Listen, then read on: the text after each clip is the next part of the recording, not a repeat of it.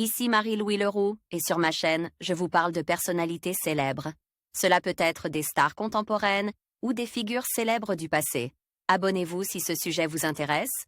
Et maintenant, passons à la célébrité du jour. Bonjour à tous. Dans cette vidéo, je vais vous parler de Julien Courbet, une figure emblématique de la télévision française.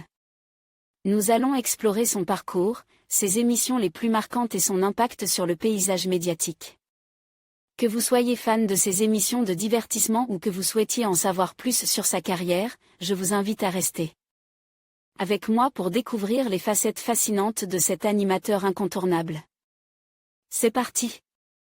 Frédéric René Courbet est né le 7 février 1965 à Bordeaux au sein d'une famille pieds-noirs originaire d'Algérie. Il passe son enfance dans la banlieue bordelaise, choyé par une maman au foyer qui s'occupe de ses 3 enfants. Élève assez disciple à l'école contrairement à sa sœur aînée, la studieuse de la famille, il poursuit cependant sa scolarité à l'IUT de Bordeaux en technique de commercialisation. En 1985, l'étudiant en marketing a une révélation quand il fait ses premiers pas d'animateur radio à Bordeaux.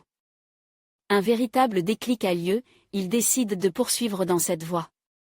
Pendant 7 ans, il est animateur sur différentes radios, Énergie, Fun Radio, Oui FM, Radio Monte-Carlo et sur France 3 Aquitaine. Sur Énergie, les animateurs se font appeler uniquement par leur prénom et il y a déjà un Frédéric, après consultation du calendrier il troque son prénom pour celui de Julien. Parallèlement, Julien Courbet écrit dans son coin des sketchs et des fausses pubs et envoie ses cassettes à Jacques Martin. Ce dernier, séduit par la plume du débutant, l'engage pour son émission Ainsi Font sur France 2 en 1992. Il apprend les rouages du métier auprès du célèbre animateur et se fait rapidement remarquer par Gérard Louvain, alors producteur des émissions de Jean-Pierre Foucault. En 1993, il arrive sur TF1, comme chroniqueur de l'émission Sacrée Soirée, puis présentateur du magazine mensuel Pourquoi pas vous ? Quand la chaîne lui confie les commandes de l'émission Sans aucun doute, diffusée à partir de septembre 1994, jusqu'en 2005, l'animateur devient très vite un des piliers du divertissement de TF1. L'émission réalisait de très bons scores d'audience et se voit chargée d'animer d'autres programmes, Si on chantait, Quel cirque ? Les 7 pêches capitaux. Il devient le spécialiste des émissions dédiées aux arnaques en tout genre, ce qui lui vaut le surnom de Zorro du PAF. Fidèle à la radio, il officie parallèlement sur RTL avec son émission Ça peut vous arriver, depuis 2001.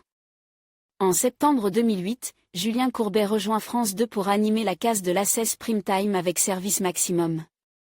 Mais l'audience n'est pas au rendez-vous et la diffusion de l'émission est interrompue en février 2009.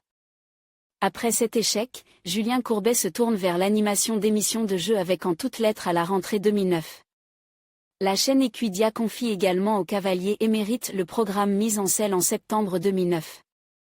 À partir de septembre 2011, il présente le jeu Seriez-vous un bon expert ? En fin d'après-midi.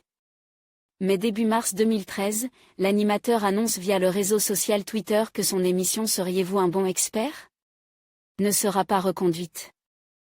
Il est licencié quelques jours plus tard par France 2.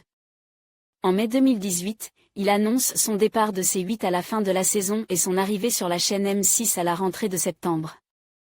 Côté vie privée, Julien Courbet est marié à Catherine depuis 1998.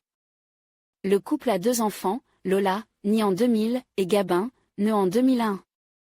En conclusion, Julien Courbet est une figure emblématique de la télévision française, reconnu pour son charisme et son engagement envers la justice sociale.